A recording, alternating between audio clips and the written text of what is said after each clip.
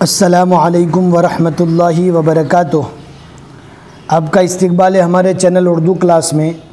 हमें उम्मीद है कि आप हज़रात बख़ैर आफ़ियत होंगे और उर्दू सीखने के लिए हर सबक को स्टेप बाय स्टेप पढ़ रहे होंगे। आज हमें कुएँ का बयान पढ़ना है। इससे पहले हम नजासत गलीज़ा खफ़ीफ़ा, इस्तिंजे का बयान, पानियों का बयान, ये सब पढ़ चुके थे। अब आज कुएँ के बयान में हमें क्या पढ़ना है। अगर आज का सबक आप अच्छे से समझेंगे, सुनेंगे तो आपको बआसानी समझ में आ जाएगा। कुएँ का बयान थोड़ा लंबा बयान है, इसको 2 स्टेप में पूरा करना होगा। और दूसरे नंबर का जो स्टेप रहेगा वो तालीमुल इस्लाम के दूसरे हिस्से का आखिरी पेज रहेगा। तालीमुल इस्लाम के दूसरे हिस्से का 29वां सफ़ा है। अगर आपको इस किताब की PDF की ज़रूरत है, लिंक डिस्क्रिप्शन में मिल जाएगी। अगर फ्री में आप लेना चाहते हैं तो टेलीग्राम ज्वाइन कर लीजिए, वहाँ पर मैंने सारी PDF डाल दी है। बिस्मिल्लाहिर्रहमानिर्रहीम। कुएँ का बयान, नून अगर बीच में आता है तो उसको हल्का सा नाक में पड़ा जाता है आम तौर पर। कुएँ का बयान। सवाल, कुआँ किन चीज़ों से नापाक हो जाता है? कुआँ किन चीज़ों के ज़रिए से नापाक हो जाता है? किन चीज़ों से नापाक हो जाता है? अब अगर सवाल अच्छे से समझेंगे तो जवाब भी समझ में आ जाएगा। जवाब, अगर नजासत गलीज़ा या खफ़ीफ़ा, नजासत गलीज़ा और खफ़ीफ़ा किसको कहते हैं? अगर आपने पहले वाले सबक को अच्छे से पढ़ा है, समझा है तो आपको समझ में आ जाएगा। जिसमें आदमी का पाखाना पेशाब, हलाल और हराम जानवरों का पाखाना पेशाब, शराब, खून, बहता हुआ खून, ये सारी चीज़ें नजासत गलीज़ा और खफ़ीफ़ा है। अगर कुएँ में गिर जाए या कोई बहते हुए खून वाला जानवर कुएं में गिरकर मर जाए, ध्यान से सुनना है, बहते हुए खून वाला जानवर यानी वो जानवर जिसमें बहता हुआ खून हो और वो कुएं में गिर गया और गिरकर मर गया, दोनों चीज़ें हैं, गिर भी गया और गिरकर मर गया, तो कुआं नापाक हो जाता है। तो कुआं क्या हो जाता है? नापाक हो जाता है। फिर आगे का सवाल है, बहुत आसान है, सवाल को अच्छे से समझे, जवाब भी समझ में आ जाएगा। सवाल, अगर कुएं में कोई जानवर गिरकर ज़िंदा निकल आए, जानवर गिरा तो सही लेकिन ज़िंदा निकल आया, तो कुआं पाक रहेगा या नापाक हो जाएगा? बहते हुए खून वाला जानवर यानी वो जानवर जिसमें बहता हुआ खून था और वो कुएं में गिर गया और गिरकर मर नहीं गया, जैसे कि पहले वाले सवाल में था, गिरकर वो ज़िंदा है, फिर उसको निकाल लिया गया, वो ज़िंदा ही था, तो उस सूरत में क्या होगा? कुआं पाक रहेगा या नापाक हो जाएगा? तो इसी के मुतालिक ये पूरा जवाब आएगा। जवाब, अगर ऐसा जानवर गिरे कि उसका जूठा नापाक है। अब यहाँ पर ये समझना है, आम तौर पर 2 तरह के जानवर होते हैं। एक वो जानवर जिनका जूठा नापाक है, एक वो जानवर जिनका जूठा पाक है। नापाक है जैसे कि कुत्ता है, फिर उसके बाद शिकारी चौपाए, जो 4 पैर वाले शिकारी जानवर होते हैं, शेर, चीता, इन सारे जानवरों का जूठा भी नापाक है। अब वो जानवर जिनका जूठा पाक है जैसे बकरी, गाय, पालतू जानवर, तो इनका जूठा पाक है। अगर ऐसा जानवर गिरे कि उसका जूठा नापाक है या वो जानवर गिरे जिसके बदन पर नजासत लगी थी, चाहे उसका जूठा पाक है लेकिन उसके बदन पर नजासत लगी थी, तो कुआं नापाक हो जाएगा। मुझे उम्मीद है कि ये समझ में आ गया होगा। अब दूसरा स्टेप, वो हलाल या हराम जानवर जिनका जूठा नापाक नहीं। हलाल जानवर जिसका जूठा नापाक नहीं, आपको भी मालूम है, मुझे भी मालूम है। वो हराम जानवर जिनका जूठा नापाक नहीं, उससे क्या मतलब होता है? बहुत से जानवर ऐसे भी हैं जिनका जूठा नापाक नहीं है, हालांकि वो जानवर हराम है, जैसे हाथी का जूठा हो गया, गधे का जूठा हो गया, बंदर का जूठा हो गया। ये सारे हराम जानवर हैं लेकिन इनका जूठा पाक है और उनके बदन पर नजासत भी ना हो। ऐसे जानवर जो हलाल हो या हराम हो लेकिन उनका जूठा पाक होना ज़रूरी है और उनके बदन पर नजासत भी ना हो, उनके बदन पर किसी तरह की नजासत भी नहीं लगी। अगर गिरे, ऐसे जानवर अगर कुएं में गिर गए और ज़िंदा निकल आए, यहाँ पर आपको ध्यान से समझना होगा, अगर कुएं में गिरकर मर गए तो कुआं नापाक हो जाएगा, लेकिन यहाँ पर मरे नहीं है, ज़िंदा निकल आए, तो जब तक उनके पेशाब या पायखाना कर देने का यकीन न हो जाए, जब तक हमें यकीन न हो जाए कि इसने पाखाना पेशाब किया है, कुआं नापाक न होगा। यानी हमको यकीन हो गया कि इसने पाखाना किया है, पेशाब किया है, तो कुआं नापाक हो जाएगा।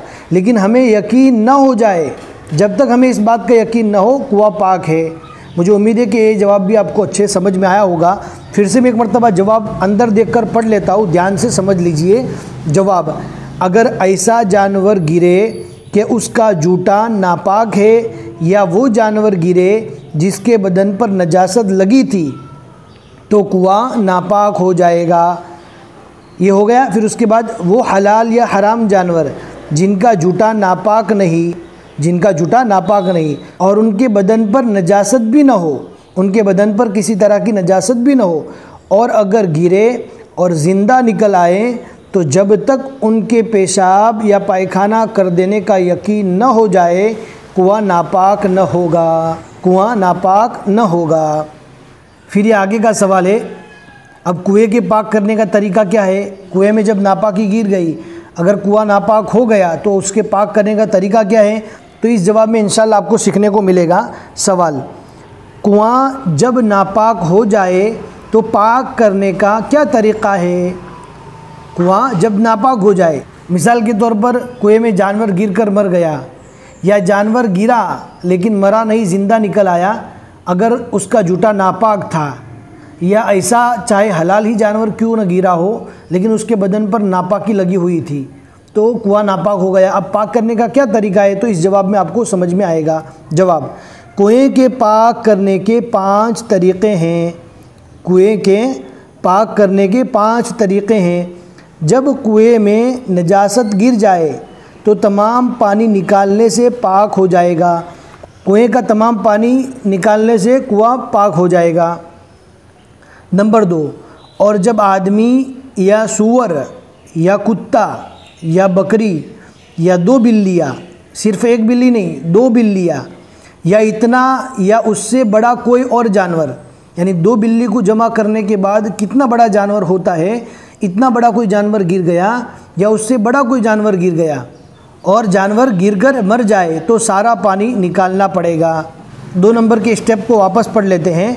और जब आदमी या सूअर या कुत्ता, सूअर यानी खिंजीर, या कुत्ता या बकरी या 2 बिल्लियाँ, 1 बिल्ली नहीं 2 बिल्लियाँ, या इतना या उससे कोई बड़ा जानवर, ये तो आपको मिसाल देकर समझाया, या इससे बड़ा कोई जानवर है, 2 बिल्लियों को जमा करने के बाद कितना बड़ा जानवर होता है, उस हिसाब से कोई भी बड़ा जानवर हो, या इतना या इससे बड़ा कोई और जानवर गिरकर मर जाए, तो सारा पानी निकालना पड़ेगा। अब स्टेप नंबर 3, और जब कोई बहते हुए खून वाला जानवर कुएं में गिरकर फूल गया या फट गया, तो सारा पानी निकालना होगा, खा वो जानवर छोटा हो या बड़ा। अब मैं आगे ये बताता हूँ, चाहे हलाल हो या हराम, कोई भी जानवर गिरा हो, चाहे हलाल हो या हराम हो, और कुएं में गिरकर फूल गया या फट गया, तो कुएं का सारा पानी नापाक हो जाएगा, पूरे पानी को निकालना पड़ेगा। अब स्टेप नंबर 4, और जब कबूतर या मुर्गी या बिल्ली, आप देख सकते हैं यहाँ पर बिल्ली आया, यानी 1 बिल्ली, कबूतर, मुर्गी या बिल्ली, या इतना ही बड़ा कोई जानवर गिरा और मर गया, लेकिन यहाँ पर ध्यान से देखना है, लेकिन फूला नहीं। कबूतर, मुर्गी या बिल्ली की तरह कोई छोटा सा जानवर कुएं में गिरकर मर तो गया, लेकिन अभी तक फूला नहीं। अगर फूला है या फटा है तो कुएं का पूरा पानी निकालना पड़ेगा, लेकिन फूला नहीं तो 40 डोल निकालने पड़ेंगे। 40 डोल अगर कुएं में से पानी निकाल देंगे तो कुएं का पूरा पानी पाक हो जाएगा। नंबर 5, अगर चूहा, चिड़िया या इतना ही बड़ा और कोई जानवर गिरकर मर गया, चूहा की तरह छोटे छोटे कोई जानवर है, जैसे चिड़िया हो गई, इतना ही कोई बड़ा जानवर कुएं में गिर गया और मर गया, तो 20 डोल निकालने पड़ेंगे।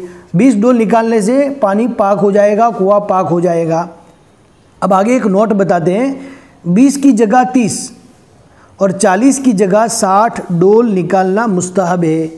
यहाँ पर जो 20 डोल आए हैं, 20 की जगह अगर हम 30 निकाल देंगे, ऊपर जो 40 डोल आए कि अगर बिल्ली की तरह कोई जानवर गिरकर मर गया है, कबूतर, मुर्गी अगर गिरकर मर गया है, तो कुएं को पाक करने के लिए 40 डोल निकालने पड़ेंगे।